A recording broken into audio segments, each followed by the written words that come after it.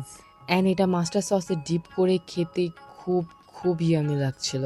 কম প্রাইজের মধ্যে এই ওয়েজেসটা কিন্তু আপনারা ট্রাই করতে পারেন এখানে আসলে। এরপর এর পাশে আমরা একটি স্টলে চলে আসি, যেখানে দেখলাম অনেক ধরনের পিৎজা, বার্গার, ফ্রেঞ্চ ফ্রাইজ, চিকেন ফ্রাইজ এবং ফ্রাইড রাইস সেল করছে। তো ভাবলাম যে ফ্রাইড রাইস ট্রাই করা যাক।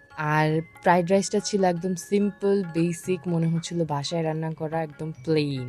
আর তেল একদমই কম, যেটা খেয়ে পেটটা একদম শান্তি হয়ে গিয়েছে। টেস্টও ভালোই লেগেছে আমার কাছে। বাট চিকেন ফ্রাইটা মজা ছিল, কিন্তু ভিতরে চিকেন একদমই কম পেয়েছি, উপরটায় শুধু আটা দিয়ে ফ্রাই করা।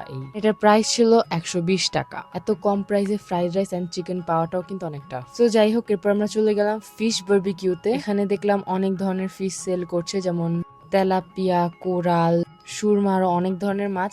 আমরা অর্ডার করেছিলাম কোরাল মাছ, যেটার প্রাইস নিয়েছে 400 টাকা। আর সাইজটা বেশ ভালোই ছিল, কিন্তু সাথে তারা কোনো